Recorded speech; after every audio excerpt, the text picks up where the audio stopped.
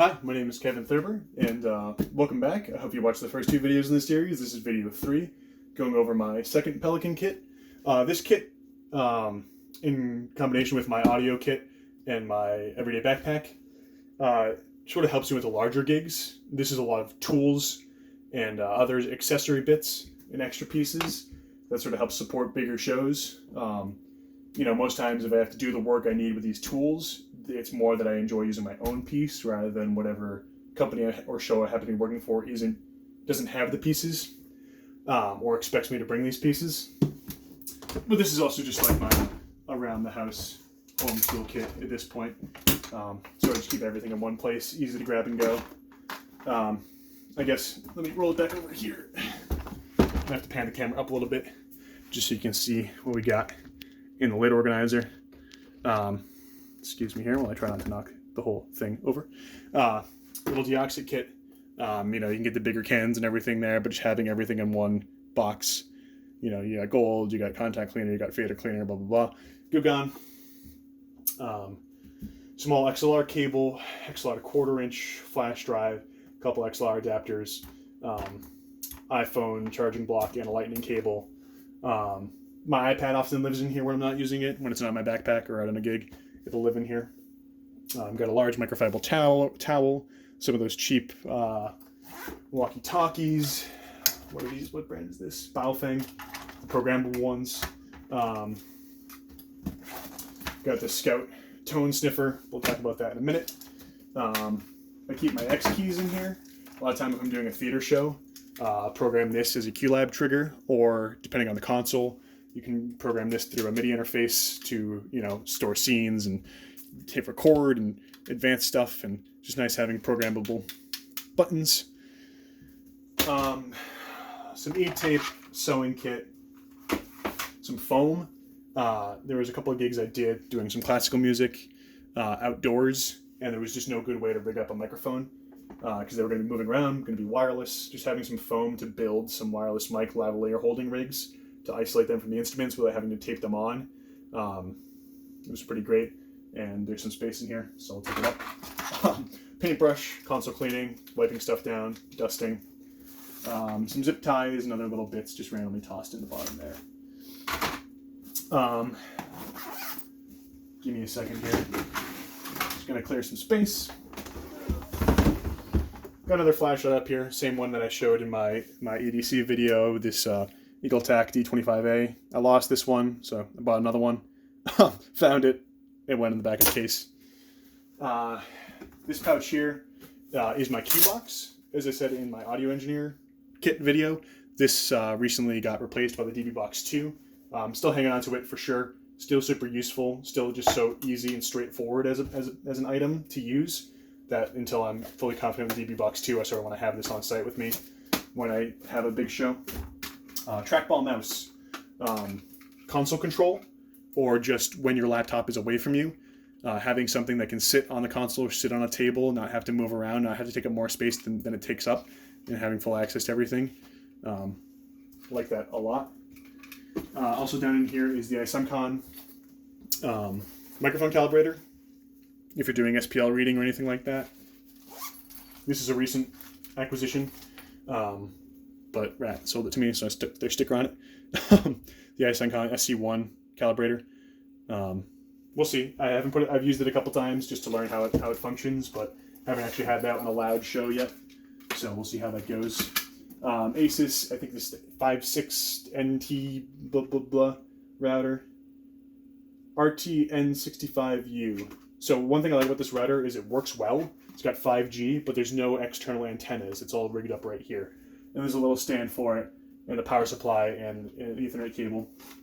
If I'm doing console control and there is no router, or I don't know how reliable the router is, I got it.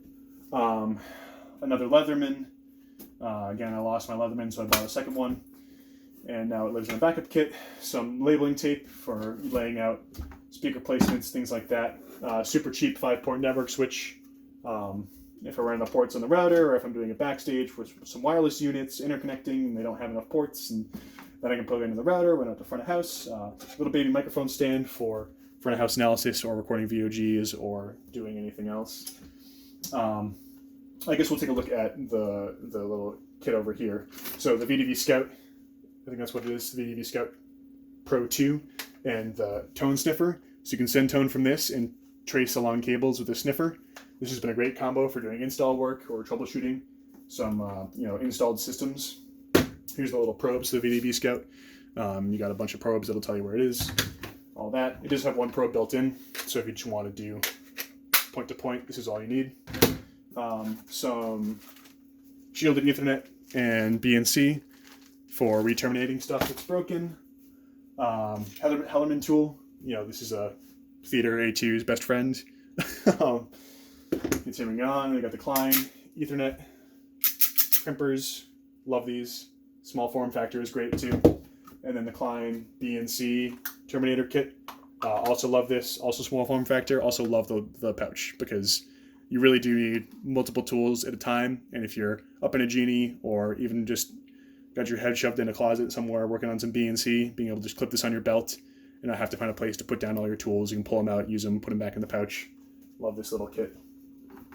I'm a big Klein fan, and I think the majority of the time their tools are well worth the amount of money that they cost, and also they live so much longer than the cheaper options that they sort of end up paying for themselves. You don't have to buy them 2 or 3 times like I had to do with some of the cheaper tools. Milwaukee drill. This is the best small form factor drill that I've found. I haven't tried them all, but this is one that I was using at a job previously and liked it so much I bought my own.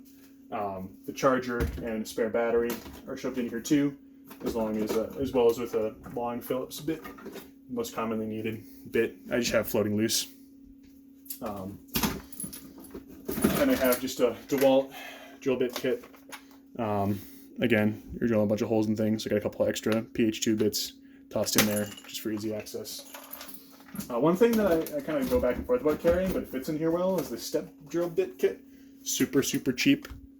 You can see the case kind of sucks even. But this has come in handy, banging holes into cabinets and panels, and this is the best way I found to do it. And they're cheap, so I don't mind that much. And I just got just a tool bag, Stanley tool bag kit. And this is really what this box is about, is this tool bag. So sometimes I'll just grab this tool bag, but it's nice to have my drill and my charger. Got a cheap disto for layout, box cutter, trunk line if we're throwing down some speakers on a floor somewhere. I just realized that we're panned way up here. Let me come back down. Hopefully that all came out all right before this, because I was holding up all the items.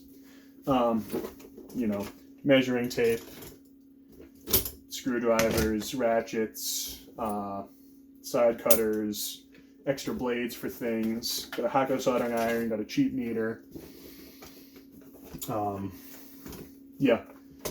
That's really what this kit is about. It is just your standard run-of-the-mill toolbox with a few extra items tossed in. It's not necessarily an audio kit as much anymore, but hopefully that rounds out what all of the items that I need on a show, besides speakers and a console and mics to make it happen.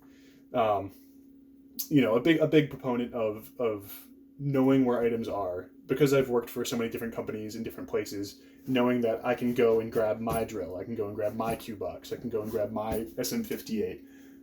That the amount of time saved by just having those items readily available in a place where I know they are, and I know they're going to work, and know they're going to be reliable, like the router, can make a huge difference on a gig. Just having that confidence, not having to worry about those things, not taking up brain space, means I can focus on mixing the show, making it sound good. And by the time the show is happening, I'm not out of energy. I'm there. I'm on point. I'm ready. So that's a big part of why I carry so many bits and pieces that I do. And sometimes there just aren't enough bits and pieces in whatever kit happens to show up on the truck that day. Rarely am I the one in the shop packing these shows up, pulling the items off the shelf and putting them in a kit. And sometimes the ways that I like to work require more bits and pieces than other people would require. So having the bits and pieces I know I need is what it's really about. So thanks to DC Sound Op for sort of keeping this series going and encouraging me to inspiring me to make this video. And thanks to the Reddit EDC community for your thoughts and your philosophies. Yeah, I guess that's it. Thanks for watching.